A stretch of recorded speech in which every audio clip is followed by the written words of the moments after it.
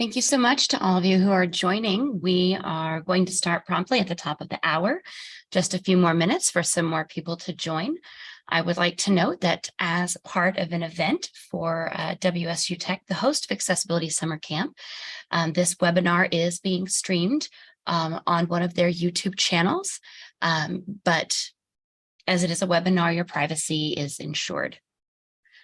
We will get started here in just another minute.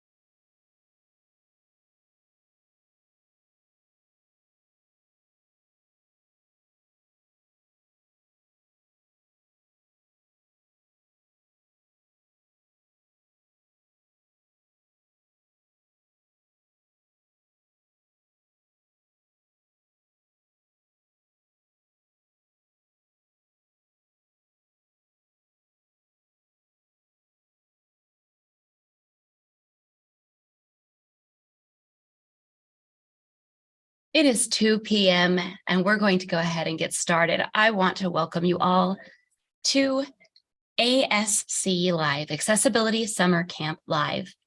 A little bit of housekeeping before we get started. You do have the option for automatic captions via Zoom. And when we do post this recording on the summer camp homepage, we will have edited captions available at that time. I'd also like to acknowledge a couple of sponsors. This year's Accessibility Summer Camp sponsors. We have silver sponsors of Packback and gold sponsor of Innovative Educators, a gold sponsor of Anthology, Simple Syllabus, Concourse, and Open LMS are also silver sponsors. So because of them, we get to continue doing what we do, which is talking about accessibility. My name is Crystal Isaminger. I'm taking over for Cliff Nelson, who used to do the interviews for these. I am now the chair of Accessibility Summer Camp, and I am so glad to see you participants here today. For those of you on the YouTube channel, thank you for joining us as well. We are going to have such a great day talking to a student who is in a groundbreaking culinary program here at WSU Tech.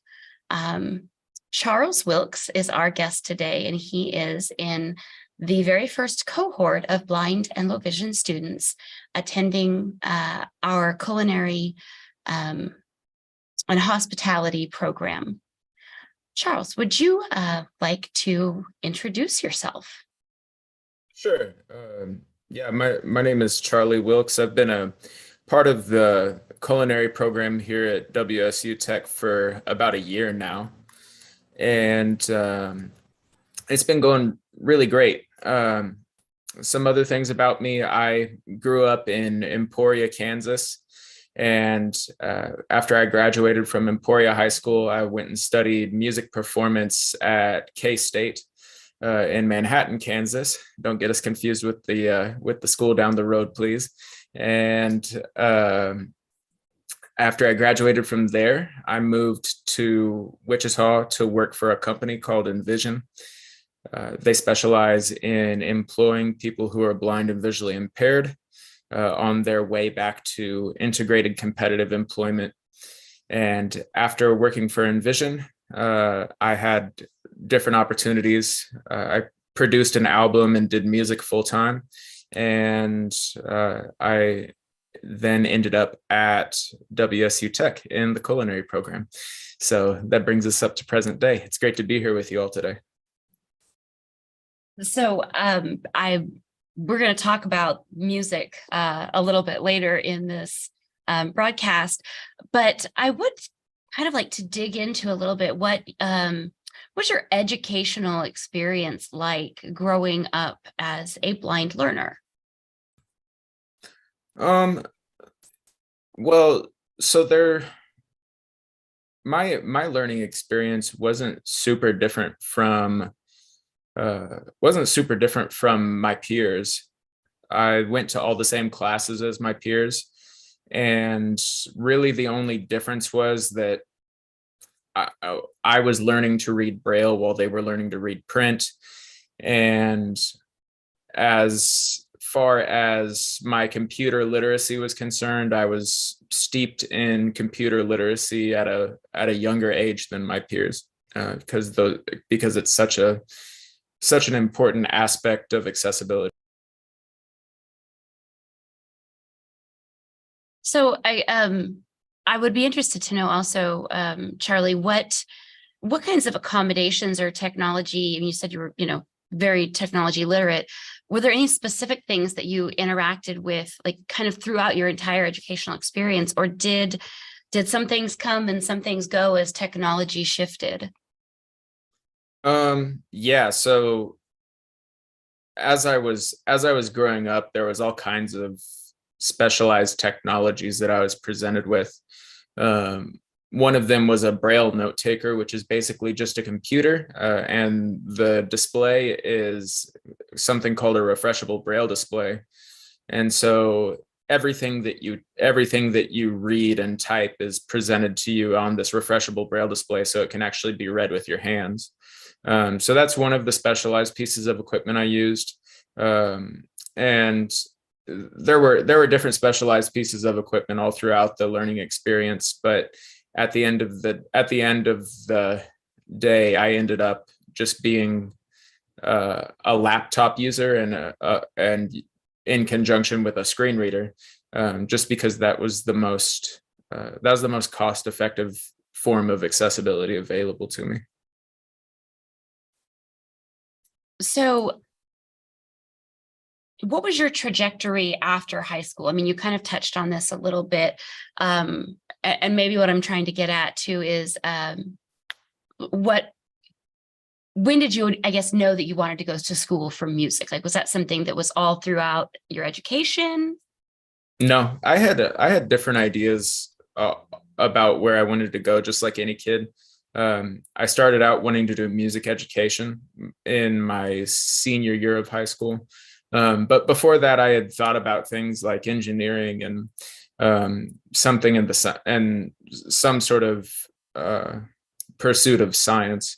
Those were really the top three: were engineering, a pursuit in the sciences, or music education. So what tipped the scales for you towards music?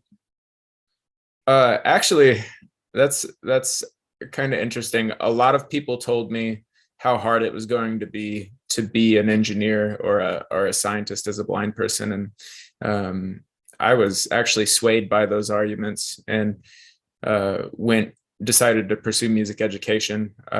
For one, because that's where for a couple of reasons, that's where my joy was in music, and also because of some of the discouragement I received from people around me surrounding surrounding the other two.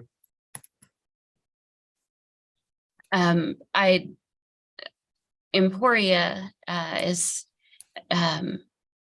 really, for those of you watching who don't know, let's set the scene a little bit. Emporia is a pretty small-ish town in Kansas in the United States.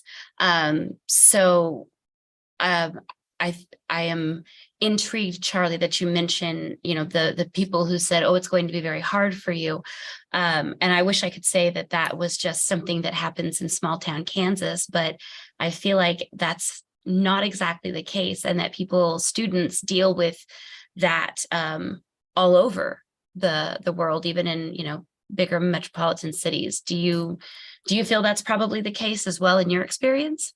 Yeah, it's not unique to Emporia or small town Kansas. It's something that is experienced by all of us at some point or another. And I also think it's really important to point out that discouragement surrounding your dreams is a typical experience for everybody.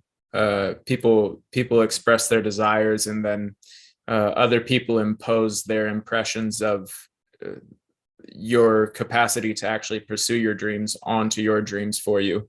And that's kind of that's a typical experience for everybody. And unfortunately, we're much better at discouraging each other than we are at encouraging each other. That is so true. I'm glad that you at least did something that gave you joy, and you did it for a while, and then somehow you made your way here to Envision. I'm curious, what did you do at Envision, and kind of how did that transition happen? Yeah, so I completed my college degree, and I actually, midway through the college degree, I switched from music education to music performance. And so I very quickly learned that I did not enjoy I enjoy the teaching process, but I didn't enjoy the the coursework that was required of people who were becoming teachers. And so I switched over to music performance, and just did my own private lessons. And so after that, I graduate from college, and the next step obviously is you have to make enough money to pay the bills. And that's kind of where Envision came into the picture. I had an opportunity to go work for them in their call center. And so I went and did call center work for Envision for about a year. And would you say that it's probably that work with Envision that kind of led you to the culinary program at WSU Tech, because of that partnership, or was it independent of that? So I came across the culinary program while I was at Envision. And so the work that Envision was doing with the culinary program facilitated me meeting Chef Chadwick and Chef John Michael. So that was that was an opportunity that I saw presenting itself to me, and I took it.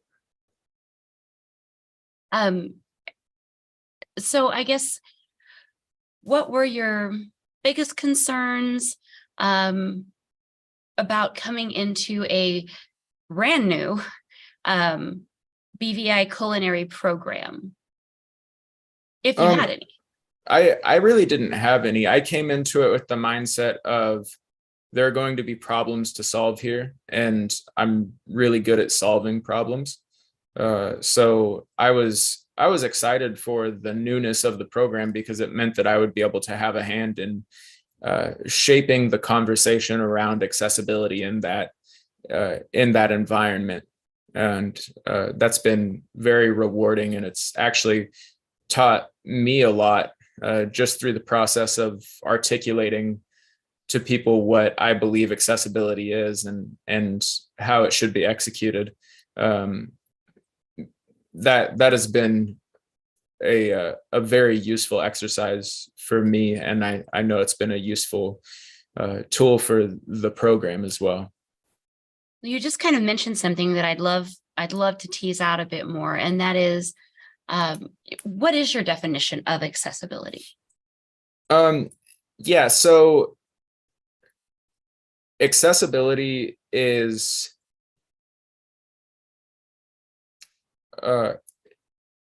creating environments where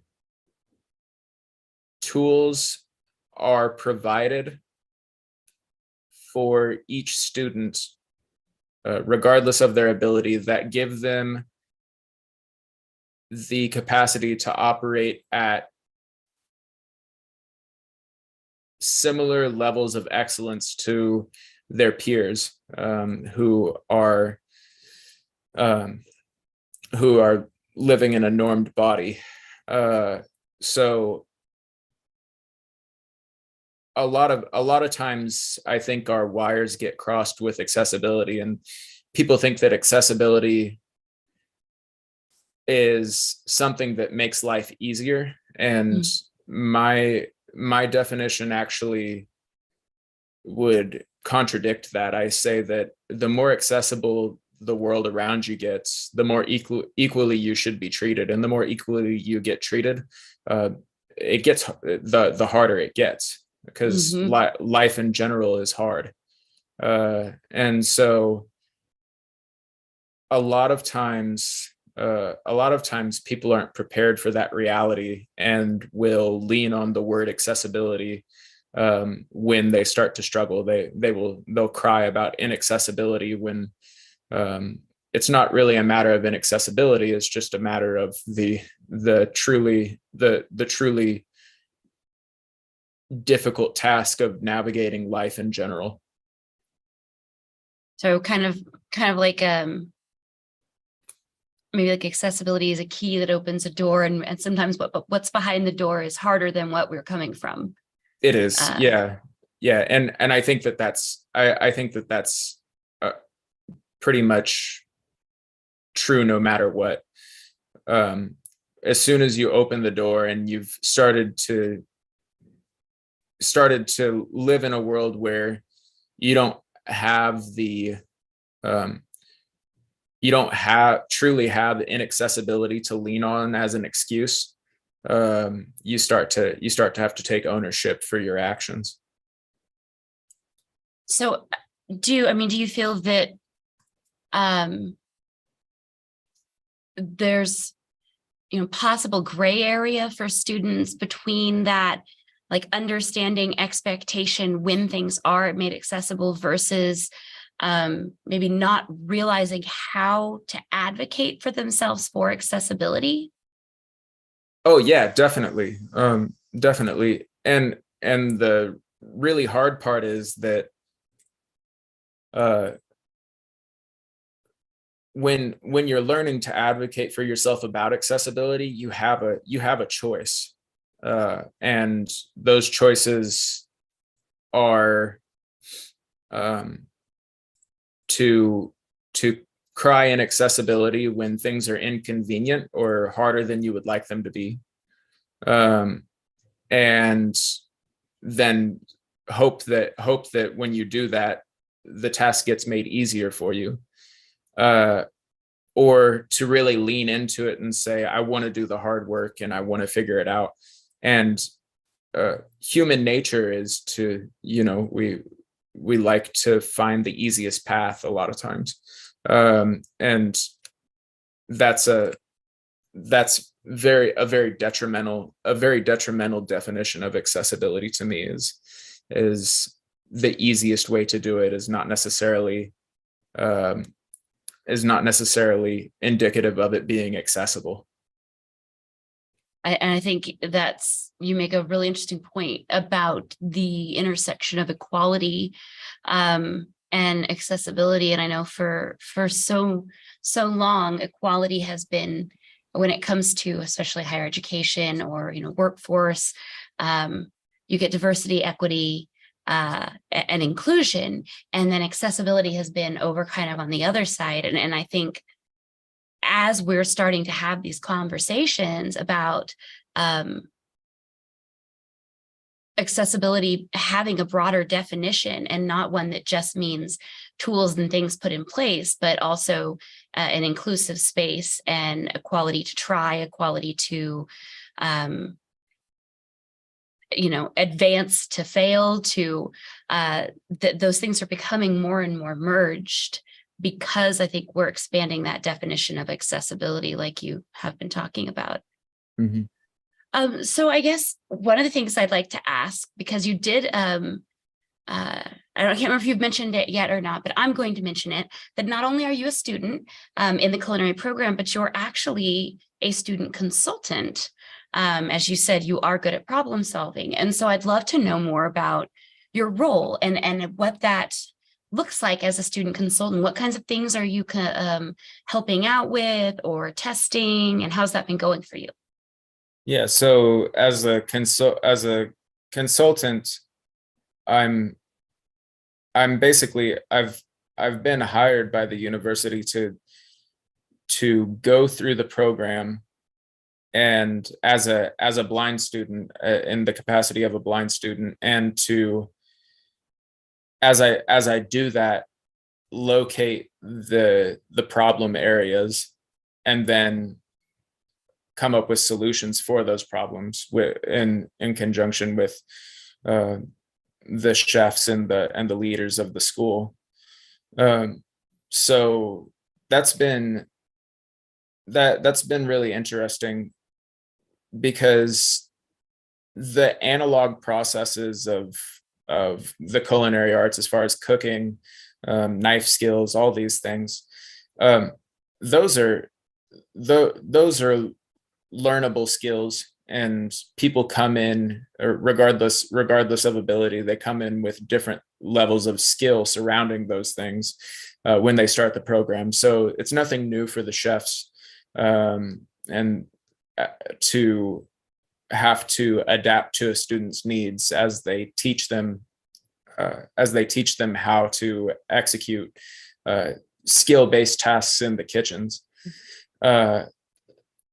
The thing that I'm doing is providing a perspective of how do we turn those processes that you're teaching other students every day into processes that are tactile and auditory, and what kind of universally understood language can we use to communicate that to each person.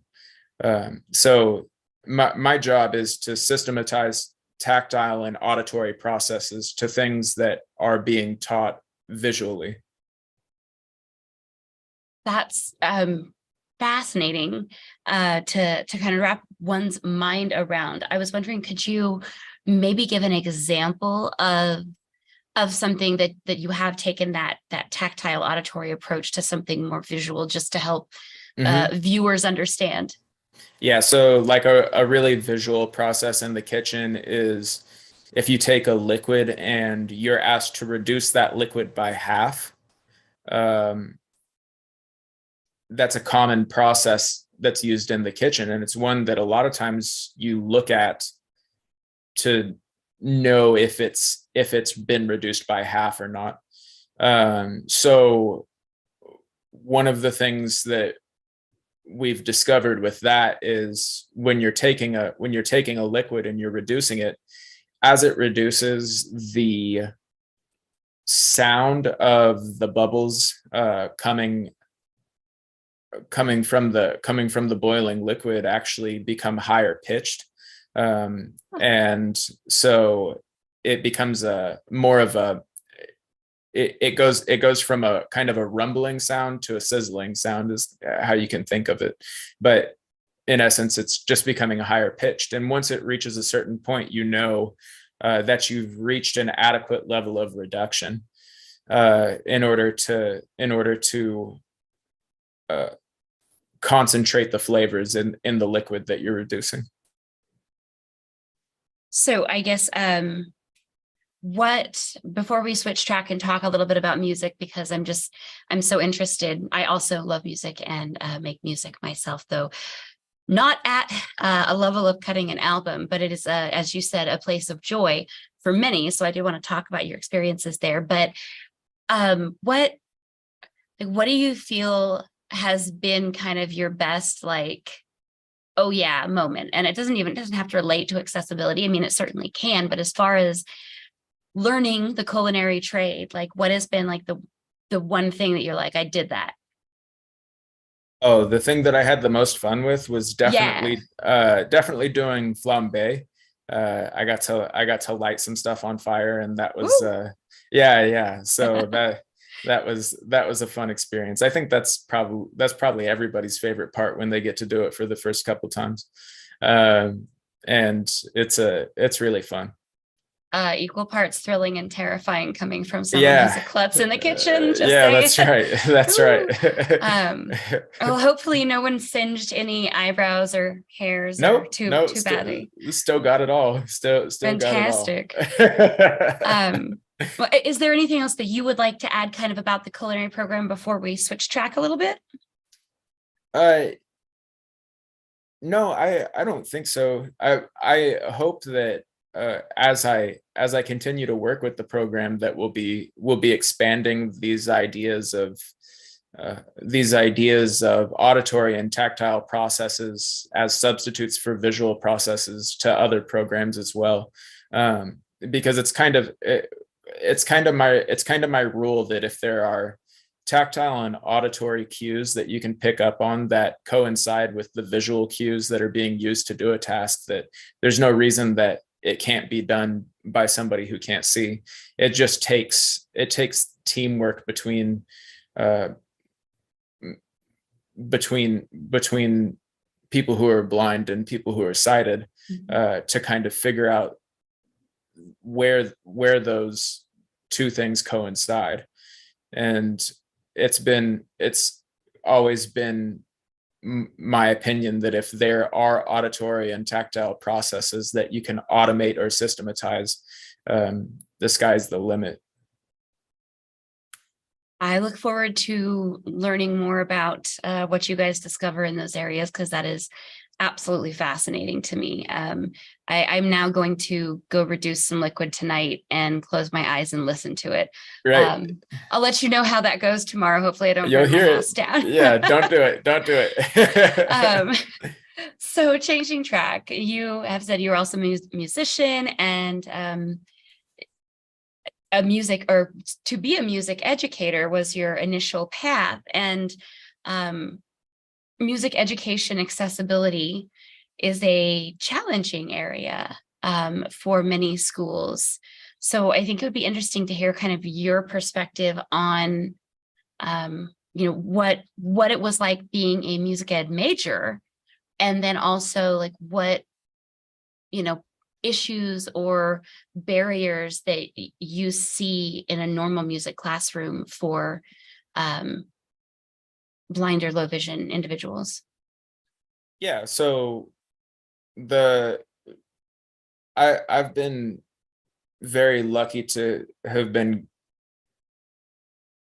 gifted with the ability to articulate and advocate for myself very clearly. So when I was going through it, anytime I've gone through a college program, I've had the things that I needed, and whether it was in the form of Braille literature or assistive technology, I've been fortunate to have those things at my fingertips. So the music education program was completely accessible. I had all the things that I needed. The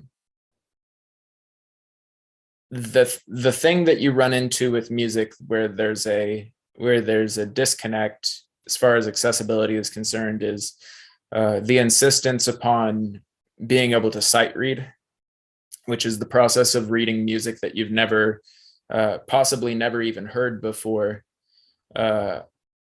and it's placed in front of you the day that you're supposed to play it. And so that's a huge barrier when you think about if you want to get into the top ensembles or perform at what is typically considered as a high level of musicianship. The ability to sight read is kind of everywhere. So the way that I solved that problem is that I learned to read Braille music first of all, and then getting that Braille music in advance was really key. Mm-hmm. So when it comes to sight reading, I'm still not convinced that we've figured out the best solution for that. If you're playing a two-handed instrument as a blind person, you obviously can't read while you play. If you're playing a one-handed instrument, you can. So the challenge challenging though. I mean, yeah, one-handed instruments like trumpet, kind of. Yeah, if you've got trumpet, a really strong hand. Yeah, trumpet is one-handed. Tuba is one-handed. So like if you're if you're looking to play it like that, then that's a good way to go about it. So I guess real quick, I forgot to ask, what do you play? I play guitar. That's what I play now. I started off playing saxophone. That was my primary instrument. And I played that in the marching band and in my private lessons for the first 2 years. And then I just transitioned to guitar. Guitar has always been my secondary. And when you become a music performance major, it's way easier to make your money playing guitar than it is playing saxophone. That's so true. You said something, and I know we have some other questions that I want to get to, and we actually have some fantastic questions and comments in the chat that we'll get to as well. But I have to ask, marching band, how was that? Yeah, so marching band was basically, especially with the K-State marching band, it's very physically demanding and also mentally demanding as far as the level of the music you're playing, and the ability to move while you play it. The way that we did that was I had to memorize all of the music.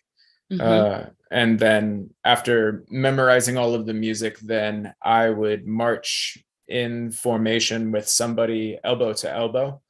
And we would just follow. They would basically just walk. They would march beside me, and we'd march as a single unit. Okay. And then marching band is the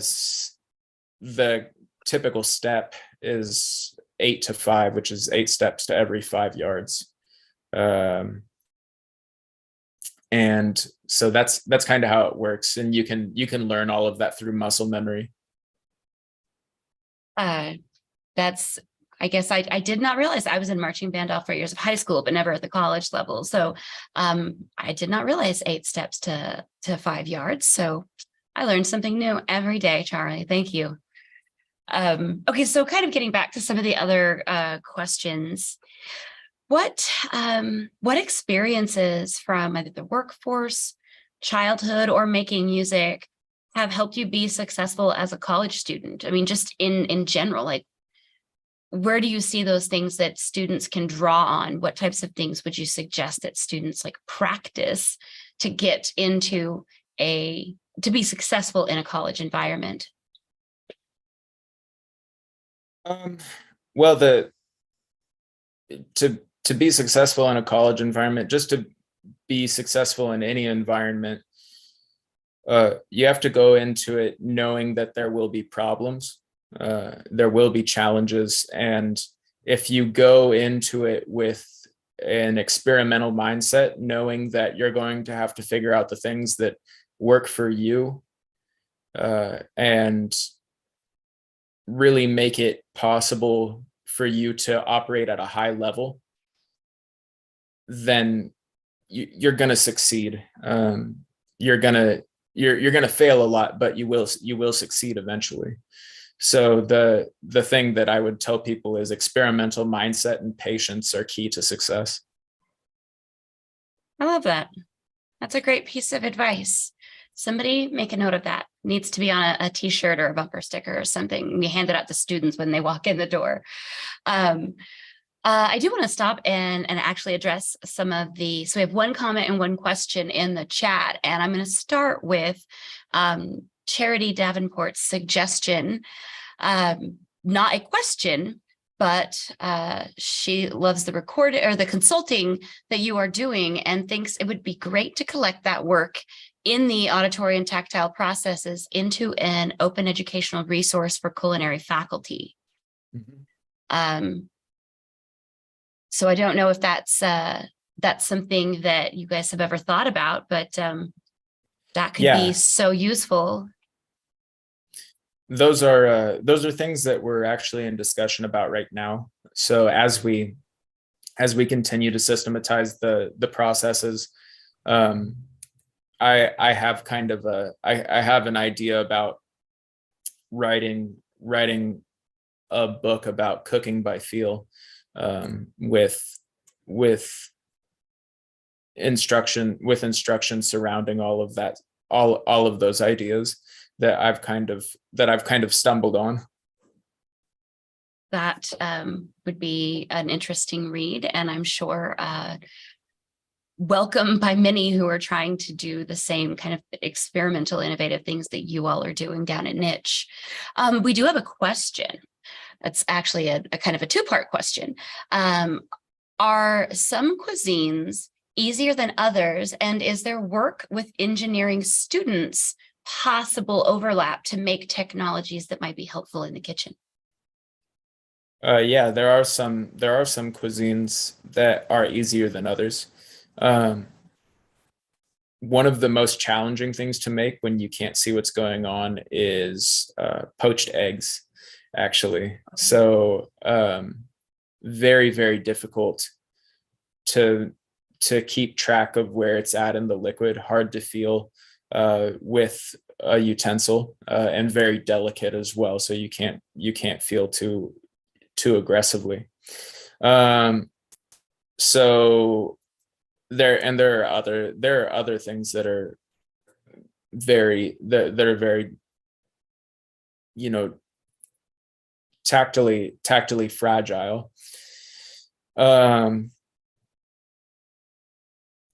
As far as work with engineering students being possible, I definitely have ideas about tools that it would be awesome to have in the kitchen. And it's really kind of basic ideas. So like if you take the same example of poaching eggs, being a very difficult task, like one of the ways that you can solve that is to have something that covers the entire bottom of the pan and lifts it out. It just lifts it out without having to do any guesswork, right? So like using a kind of like a large spatula, kind of an idea. And so there are things that would definitely be good to do. And then so that's kind of on the analog side of things. Then as we get into like the digital side of things, this is where we start to get into some really interesting engineering concepts. So there are a lot of tools that are used in the kitchen that are oriented around digital displays. And digital displays, if there's a digital display, then you have an accessibility issue. That's the first step. And what we've done to combat the inaccessibility of digital displays is build screen reader technology into different devices. So there are talking scales, talking thermometers, all of these self-contained units that are talking. And because they are talking, they end up being double the price, triple the price, quadruple the price of the tools that are used by my peers. So you run into, not only are you running into an accessibility issue, but now you're running into a financial issue. And so you're starting to get further and further away from being able to provide an equal experience for everybody. So our current definition of accessibility when it comes to these tools is outdated, because what we have now are smartphones that come stock with exceptional screen readers that can also be connected via Bluetooth to devices with digital displays. And if the apps that are on those devices, the apps that are created for those devices are accessible, you now have an accessible tool that can be sold at a normal market value. So that is the biggest engineering opportunity right there, is that tools can be made that are universally useful to people who can't see and people who are sighted. And so we can reduce the cost of accessibility drastically. Thank you for awesome explanation of that. And yeah, you're spot on with that increase in price, which is also, a part of access, maybe not accessibility as we think of it in relation to some things, but access being a monetary, a socioeconomic, financial pieces. So it is important to, I think, factor that into our definition. I want to pause for just a second to check if there are any other questions for Charlie in the chat. If you've got any Q&A questions, please put them in now. While you might be doing that or thinking about that, I just want to reiterate again that we are a broadcast related to Accessibility Summer Camp, which is June 2nd. That's a Friday. And we are a free digital accessibility conference open to anyone, educators, innovators, industry, students, anyone. We have a great lineup this year. We have Hobie Wedler as one of our keynotes. We have Cam Bedoin from Canada as one of our keynotes, and some fantastic sponsors. Packback, D2L, Open LMS, Concourse, Simple Syllabus, Anthology, and Innovative Educators. We want to thank them. I'm not seeing any other questions or comments in either the YouTube chat or this webinar chat. So I guess I would want to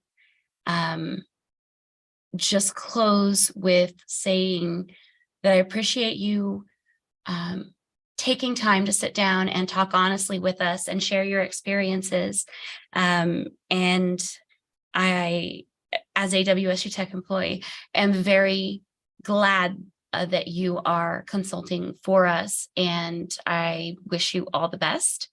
And if there's anything that you would like to say to the general audience in closing, take it away. Sure. So there's one other thing that people should know about. There's currently there's a bill being presented to our Congress that is called the Access Technology Affordability Act, which is dedicated to reducing the costs of assistive technology. And so it's something that is worth knowing about, and it's very relevant to the hurdles that exist around accessibility, because we're living in a time where accessibility through technology is easier than it's ever been. And it's also more expensive than it's ever been. And that's the biggest challenge facing people with disabilities today, is the expense of the technology they need simply to live a life that is equal in quality to their peers. So I just want to say thanks for having me, and thinking I was worth having a chat with.